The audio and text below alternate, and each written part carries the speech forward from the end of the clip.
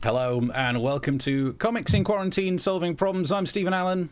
And I'm Eric McElroy. Hello. He is. Right, so episode 21. Again, I've left these in. Sorry, it's just showbiz, darling. I thought, really, if you can straighten the grey bits, I have to keep them straight because that's where I do the white balance.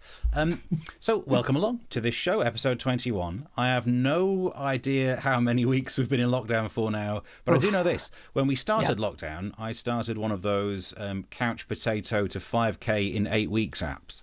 Yeah. And I am nowhere near being able to run 5K. So I guess we've been in lockdown for about 3 weeks. But not, don't overthink it. And what we do on the show here, we will solve the problems with the world, solve the problems with you. If you'd like to get in touch, we will go through some of the stuff in the news, or you can leave the comments wherever you're watching it. You can email us, you can tweet us at Mr. Stephen Allen and at Eric McElroy, and we will fix those problems. If at any stage, if you've enjoyed this show at all, and you'd think, if I was watching this kind of thing live, I'd buy these guys a drink. Got a link down the bottom where you can donate that amount of money. Right, we'll get cracking on with some of your comments, so keep them coming through. But first, I think it's time to jump straight into that there news.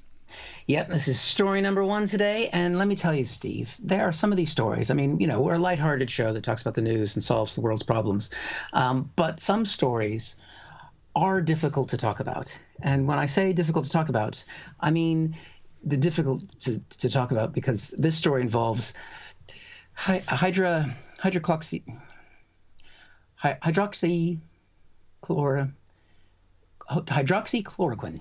Did I do it? Did I get it right? See. There we go. I got it. I figure if Donald Trump can say it, I should be able to fucking say it. U.S. stockpile stuck with 63 million doses of hydroxychloroquine. Hail Hydra Droxy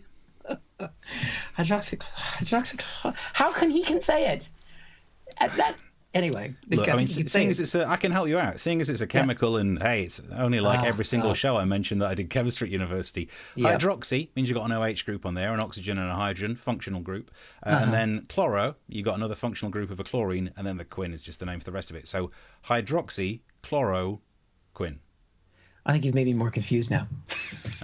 It's too much science. There's too much science in this. I mean, remember, I studied drama. Now, if you want me to act like a hydroxy and a chloro, what would it be like to be a functional group, an OH functional group? There's electronegativity on the oxygen. How can I make myself into a medicine that doesn't do what Trump says it will do? How can I be useless for most of society and make the American government buy 63 million doses of me, and now they don't know what to do with them anymore?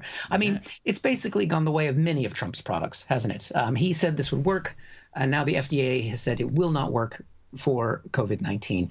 So it's gone the way of Trump Airlines, Trump Steaks, and Trump Jr.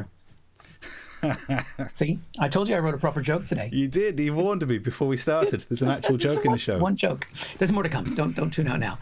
But they've got so much of it in this stockpile now. They can't use it. The FDA won't let them use it for for COVID-19 because it's been proven not to help. They're trying to unload it now, and we've got the commercial has been produced by the Drug Association in America.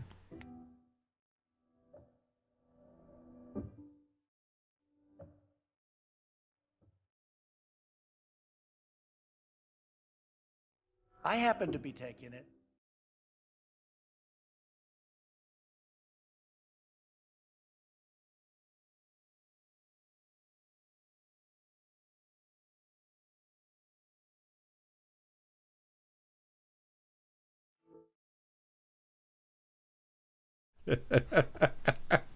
I salute you, America.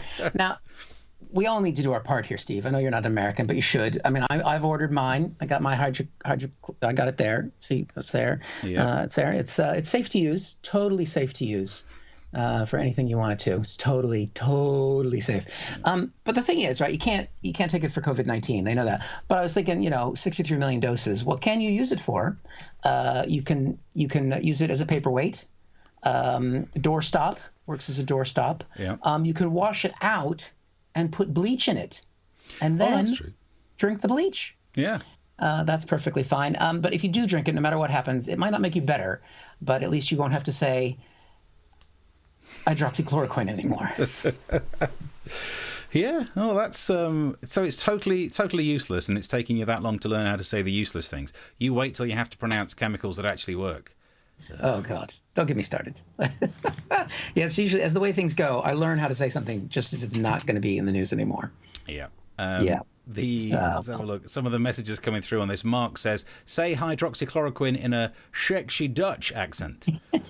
What a challenge! Hydroxychloroquine. He's very sexy. Yeah. The amount of time you spend practicing that accent is horrific.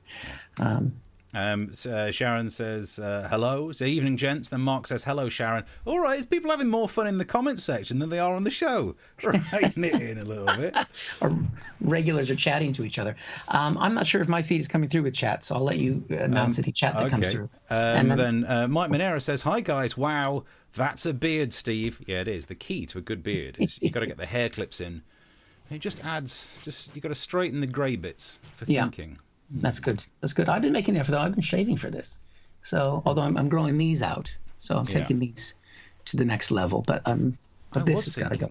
Yeah, I was thinking of shaving and making an effort, but I've given in. I wanted facial hair that befits the emotional breakdown that this lockdown's been, and I think I'm getting there. Look at that. Mark says this is approaching the end of week 13 of lockdown. Oh, it's taken me 13 weeks to get less than halfway through an 8-week running app. And I do want to say thank you to somebody who has gone to our new donation portal, Joke Pit, and has made a contribution. So thank you. Someone has bought us a drink on there, and that is something you can do throughout the show. The link is there. If you like what you're seeing and you think, oh, like Steve said, I'd buy them a drink or a coffee or whatever, we will use it for food, mostly because we don't have a job anymore. And this is how we make money, because this is a Thursday. We normally be out there in a pub. Can't happen. Maybe taking a train, not likely to happen, and in a venue performing to live audiences, which is not happening. So anything you can throw our way is much appreciated and keeps us having hope.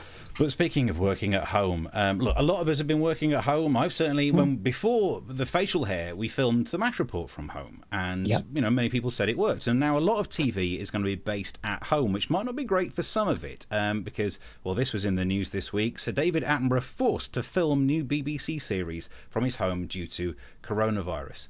That means that Sir David Attenborough won't be wearing anything on the lower half.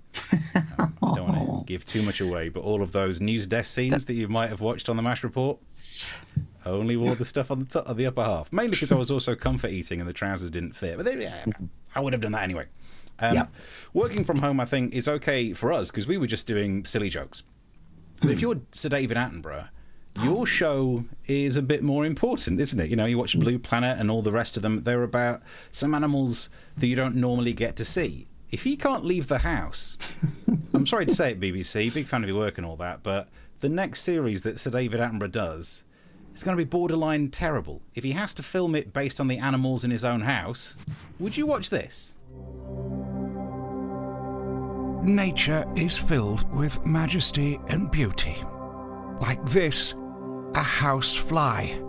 It came in through an open window and will now spend most of the day flying in circles in the middle of the room, ignoring the open window and the fresh turd I just did for it in the corner. Here we see a garden snail.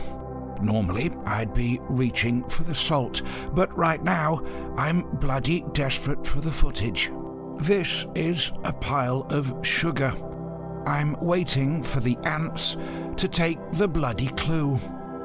Nature is everywhere, but sadly not that much of it is right here.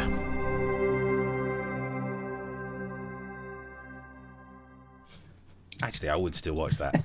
He narrates anything, I will watch that. I just the image of him without his pants on. Ouch. Oh, come on. He's hardly going to be the only guy nearing 80 who's walking around without pants at the moment. This is the way not it goes. what I want. Not what I want. Not what I want to do. Sharon says, in Attenborough's own habitat. Yes, they could spin it and make it look like maybe they should film him and see this 80-year-old man has no trousers. Chris says, that was me on Joke Pit. You can buy drink, food, or razors. Oy. Yeah.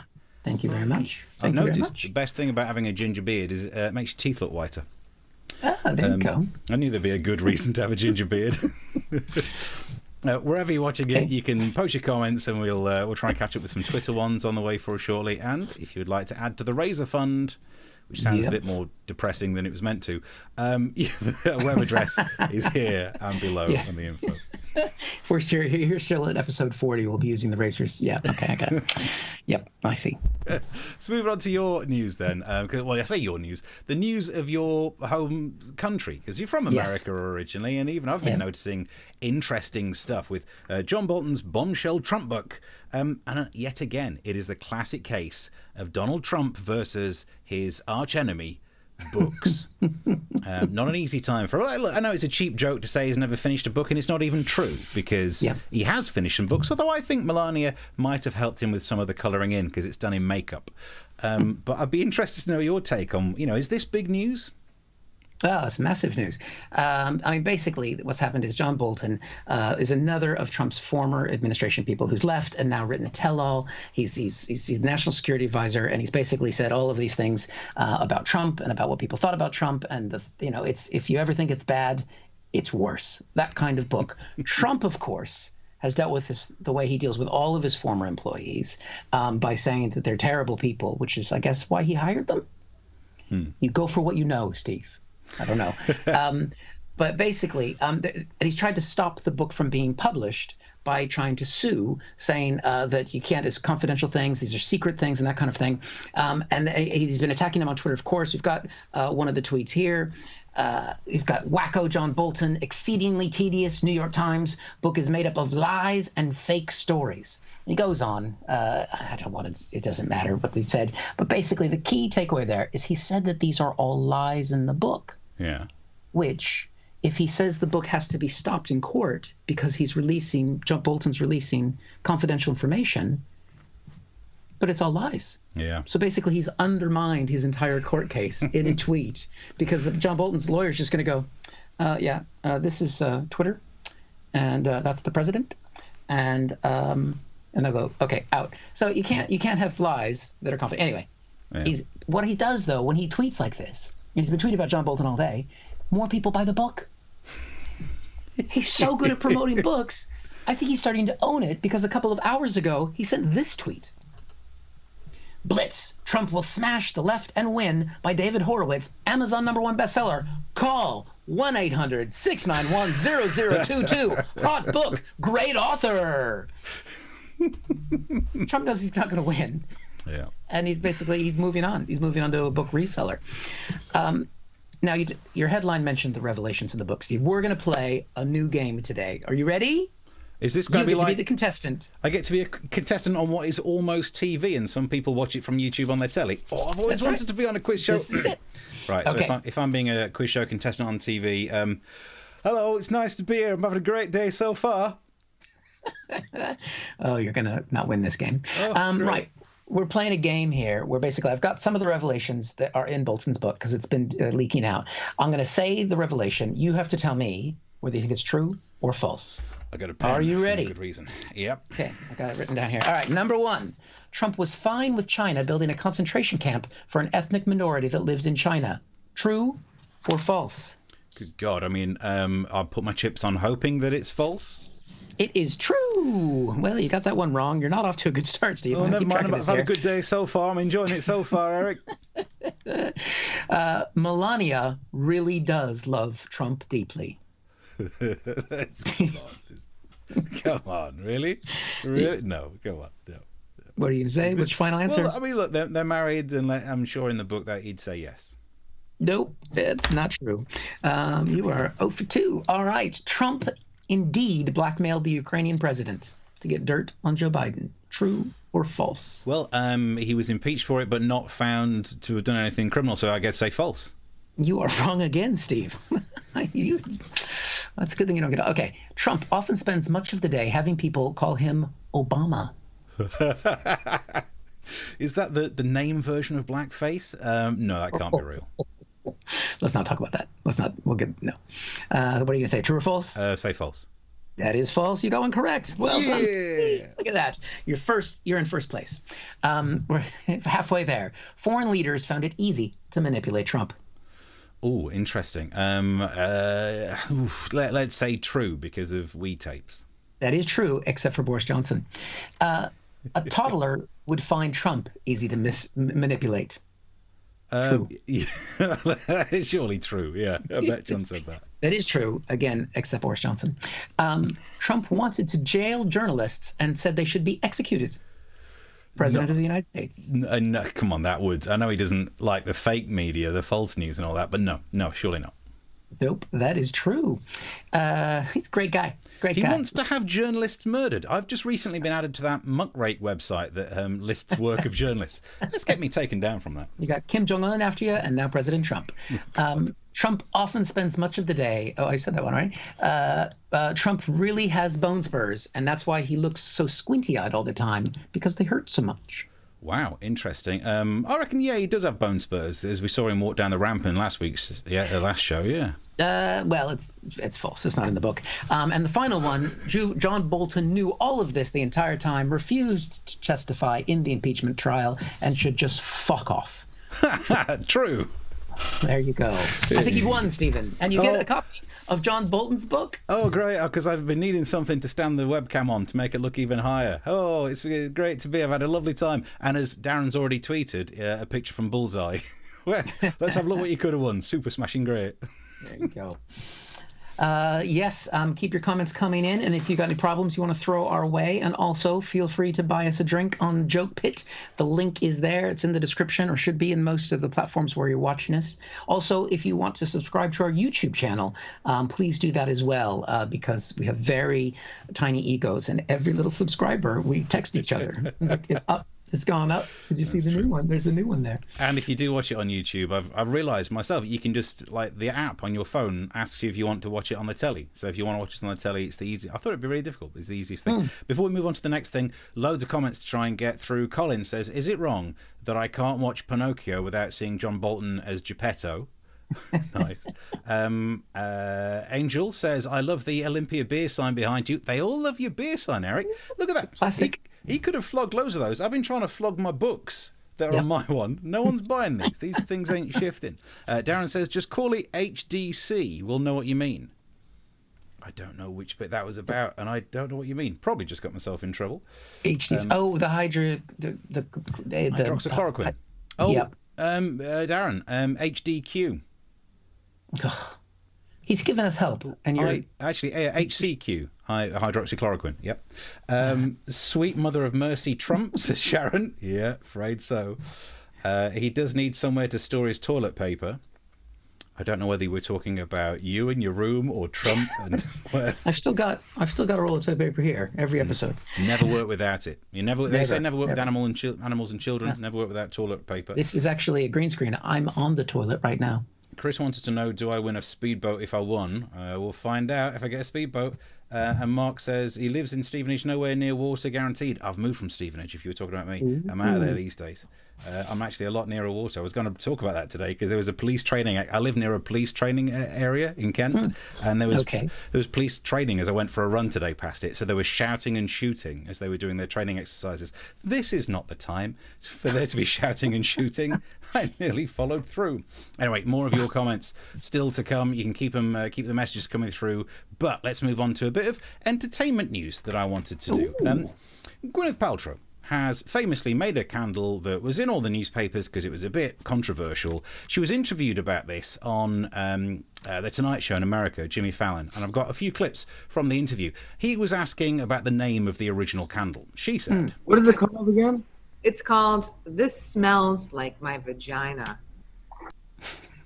She says that like a posh woman who's about to send a salad back in a restaurant. It's bizarre. He was saying that it was so popular, and it was. It was in all the newspapers. She got all the free press. It was very popular, and as Jimmy Fallon pointed out, it sold out. But the name of it's back in stock. You can buy it now if you want. Always working. Less demand for your vagina these days. Happens to us all. And I've got to admit, it is genius marketing because. How would we know if it smells like her vagina? I mean, it's one of those where, prove me wrong. There's only really Chris Martin who could go, no. And everyone else, we're just going to take your word for it. Still, 70 quid. because that's what it was selling for, 70 quid. It's a lot of money for that when you could just, I don't know, make your own, burn a candle and leave a honey glazed ham out the fridge. I don't know. And no one needs it. No one has ever been sat in a room thinking, do you know this needs? This would be better if it smells like Gwyneth Paltrow's foof.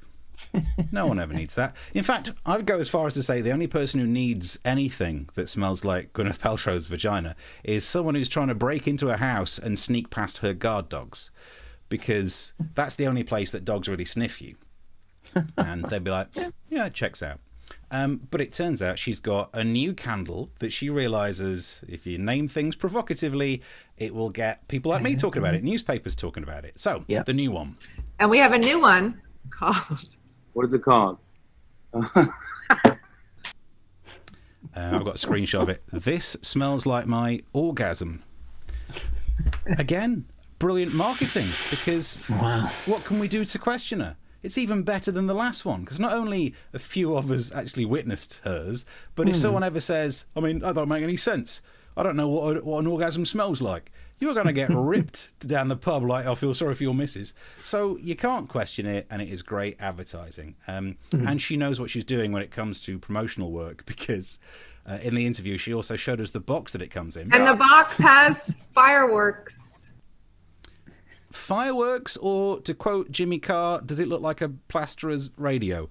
It is splattered. She's invented a bukkake box for her. Yeah. It's disgraceful. It's disgusting. And I want in on this, because I think it's time to make some money on this show. So if she can do this, and I think it's about 70 quid again for this candle, this smells like my orgasm. I thought what I'd do is bring out the Steve range for things that you could buy if you're interested. I don't think I'm nicking her idea too full on, because I don't want her to sue me. But I've come up with this candle, which, if you can see that, this smells like my ass cleft. Nice. And what it is basically is a candle with some Edam cheese. Because Edam smells like ass. Why does no one talk about this? Or my ass smells like Edam. I'm not sure which way around that logic makes sense. Also, if you're interested in other items, this one's slightly... this smells like the inside of your nose. Nice. Okay. Because prove me wrong. Can't sue me for it, and it's not too much like a Gwyneth idea, so I don't think she'll sue me for it.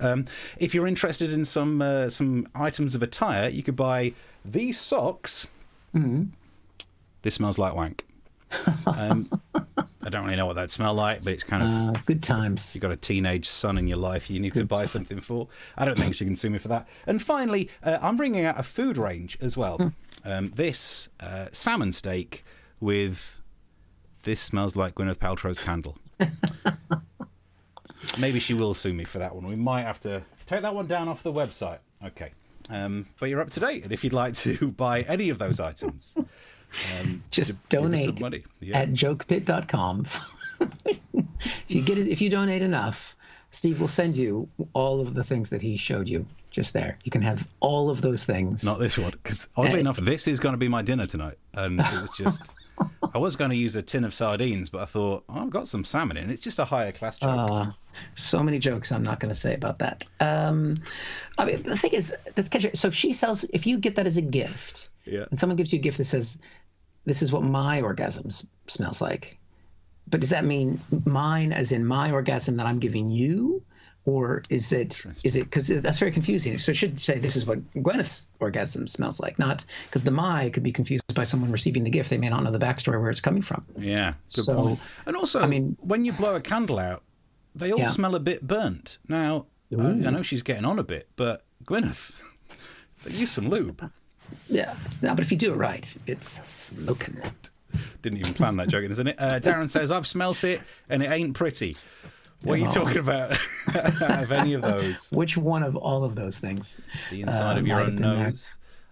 Some more of your messages. Let's have a look. Now, it would be bad if the candle smells of apple. Oh God. Very good joke. But wow. Better to look like a plasterer's bucket than a badly packed kebab, says Chris. This show's taken a turn, hasn't it? Wow. And Sharon says, does her new orgasm candle take ages to light up? just when you think you've got it, it's gone out again.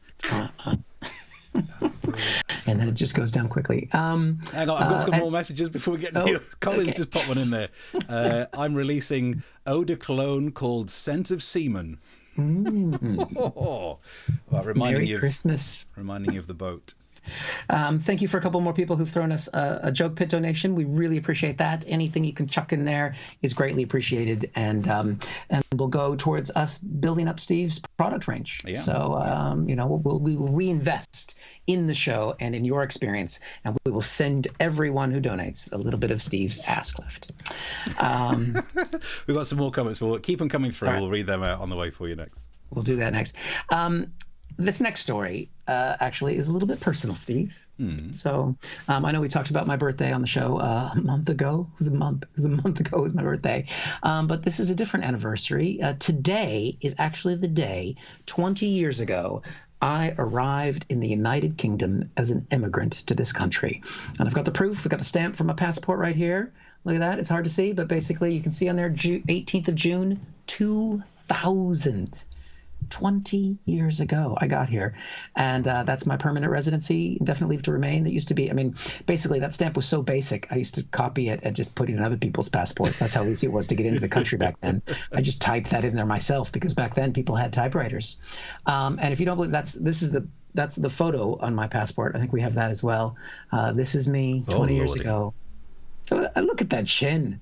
Look at that chin. It's just so strong, and just now it's morphed. I've got, oh God, where did that chin go? It's unfortunate because I used to wear glasses that looked like that as well, and no one told us at the time that we were all wearing glasses that made us look like serial killers. You can't even wear glasses in a passport photo anymore. That's how much has changed since that time. So yeah, take it down. I can't resist. Oh, beautiful. Look at the comparison. Hang on, let's go full screen, Eric, to. Oh God, it's not. It kind of. Look at that. I've never seen someone hold their stomach in so much their chin went tighter. The wowzers. Oh, those were the days. Those still got the hair though. 20 years. It's, you get reflective when I think you pass milestones like that. I remember what I did that day. I went to the pub, which you can't do anymore. And I remember going on the train, which you really shouldn't do anymore. And I remember seeing people go to Royal Ascot for the first time, not knowing what the fuck that was. Like, what is it? Are people really that posh here? Is this what life is like? Do I need to buy a hat? What's going on? This is how long ago it was. Look at 18th June 2000. There was no 9/11 yet. That was not a thing. There was no Twitter. There was no Facebook. AOL was the biggest media company in the world. Do you remember AOL? Did they have AOL here? Yeah, I remember. Yeah. I love seeing people with an AOL email address because it just means like they've not changed. Yeah. Yeah. There was no double chin. Bill Clinton was president. And people liked Tony Blair. Oh, those were the days. And I've gotten married and had 2 kids and a dog. But other than that, life is exactly the same. Brilliant. So, yeah, nothing's changed. So thank you very much, now, UK. Now that you've lived here for so long, and you're... There you go. You're a proper Brit now. With a bit of tea in there. You have milk in your tea? No. Okay, not quite fully there yet then. Yeah. Some more of your messages. Peggy says, I'll send you some whitening strips. Ouch. And then Alan says, very cold, Peggy. Yeah, Alan, backing me up. Peggy, you're being so mean. You're meant to be nice to the people doing your web streams. You can keep your messages going through on any of the topics that we've talked about. We don't have long left. I realise we've technically got a minute left. We're getting close to the end of the show. And in the last few minutes, if you want to chuck us something, maybe just a little gift for being here for 20 years. I'm not paid any taxes, so I shouldn't mention that now, I suppose. I'm definitely not paying taxes now, that's for sure.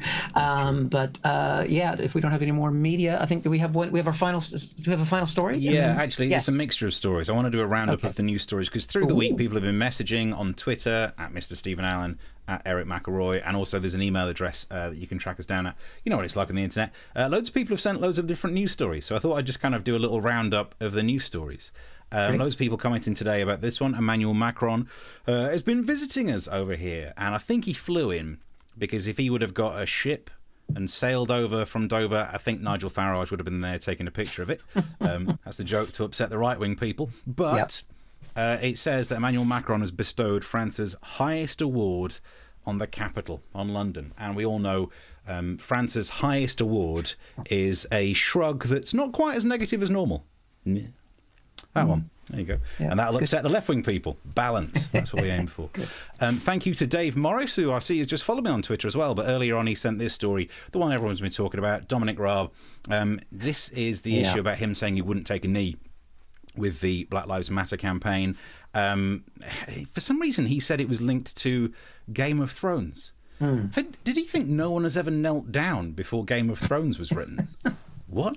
But he has said that the only two people that he would take a knee for are the Queen and his wife, which, even if you ignore all the racial undertones of this, it means he must have a heck of a time trying to tie his shoelaces.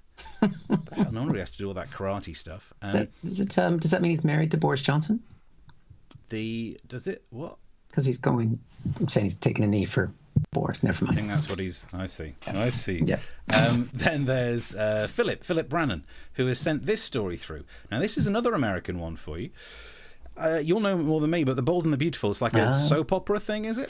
Yep, daytime soap. Daytime soap opera. Apparently they will start filming again, but they will be using blow-up sex dolls so that they can resume filming of the sex scenes, which I think is... It's great. It will be slightly off-putting during a love scene when you hear that skin versus plastic noise. Yep. But we should do the same over here with our soap operas. Because it'd be slightly different. I mean, in EastEnders, if you wanted to do a sex scene between Phil and Sharon, all you would need is 2 large potatoes. All right, Sharon, take your jacket off. Take your jacket off! If anyone has made a donation, I can do refunds. I did a joke.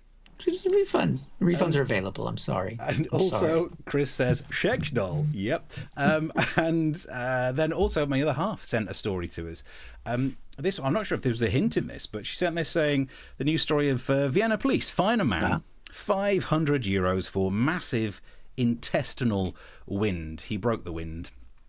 And intestinal wind. It's quite a big fine for popping off. The police approached him. He broke some wind. Apparently, he was let go. Wait a minute. He let one go. Easy mistake to make. That's how childish I am today. But speaking of being childish, I read further into the story, and because obviously people will be worried, thinking, "Am I going to get fined for breaking wind?" Yeah. And the city police in Vienna said, of course, no one will be reported for accidentally letting one go once. Good. Because you do not want to end up in prison for breaking wind. What are you in here for? Loose sphincter. Oh, God. But also, I read further on, and it says that the man rose from the park bench, looked at the officer, and apparently intentionally released a massive intestinal wind in the immediate vicinity of the officers. Well, look, I question the word intentional on that. Intentionally. How do you know? Because he might have been nervous by being approached by the police. I know when I'm nervous, I pop off slightly more frequently. Also, there's a coronavirus epidemic going off. One of the symptoms is a cough, and we all know if you cough, sometimes it's Newton's third law, equal and opposite reactions. You end up breaking some wind. So I'm not sure. I think it might have been accidental. To find out more, I'm joined by the Austrian on the line now. Thank you very much for joining us. So what do you have to say for yourself?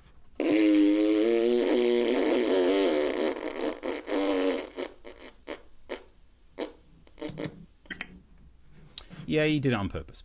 And that's it. Thank you very much. I thought we'd wrap up some of the news. Some messages before we go. Mark says, gives a whole new meaning to Breaking Bad. Chris says, nice. Good job Trump wasn't in Vienna. Exactly. They're finding big Trumps. And he also says, vestibular bulbs, the other catchphrase to the show. I forgot about that. Oh, yeah. It's going back. That's back. I think we're coming towards the end. I'll say, if you want to, we can go back to any more chat before we go. You can catch up on any of the shows if you've missed them on our YouTube channel. And do subscribe to that if you can. Do tell people about the show. It's on at 9 o'clock Tuesdays and Thursdays, and that's 9 o'clock here in the UK, because we know people are watching around the world. We had someone watching from Essex the other day. So I know there's people from all over watching. And tell people about it, because then, because we're here. We're stuck at home still. still. And it doesn't look like the pubs are opening, so we appreciate anyone watching. And yeah, just hit us up on the Joke Pit fan page. You can put comments on there as well if you the show. That's appreciated as well. Not just donations. We will take your kind words too. Anything. You see how desperate we are. Yeah. And yeah, I think anything else, Steve? Yeah, I got some more messages. Okay. Just because someone sent a mean one about me earlier on when I was saying the ginger beard makes your teeth look whiter. Heather says, well, she says, why Eric? Or depending on tone, why Eric? Just thought I had that one in. Colin says, God, I thought it was Rosemary West on the photo. Come on, where's your picture of... There it is. Oh, my God. I mean, do I look 20 years older? Don't answer that. Don't answer that. I think we're up to date with the messages. Keep them coming through. Chris says, I'm on an island, Sheppey. The Isle of Sheppey. Maybe we should look into what people are like there if you want the Fred West, the Rosemary West types. I think we're all done. Keep the messages coming through. We'll respond to them when we're not here. Keep tweeting, keep emailing, and if you've got any news stories, send them through. We might get to include them in a roundup for the next time we do a show, which is Tuesday. Anything to plug between now and Tuesday? What are you up to? Nothing. There's nothing to do.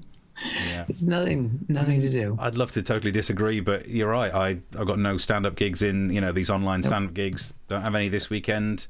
I've kept them all in the diary so I can see where I would have been, which I think I would have been doing a preview in Kingston on tomorrow, but that's gone now because Edinburgh's gone and just a bunch of gigs that aren't happening. Wow. So, if you'd like to contribute to the Razor Fund, there's a lot of that you could do. And, the link's down the bottom if you would. If you've enjoyed it enough to buy us a drink, sorry, I just found the Why Eric message down here as well. It's being copied all over the place. Lovely. That's the new catchphrase for the show. Why Eric? Here we go. Yeah, buy us a drink down the bottom would be muchly appreciated. Have yourself a cracking weekend. We'll see you Tuesday at 9. Till Thanks then, a lot. bye. See you later. Bye.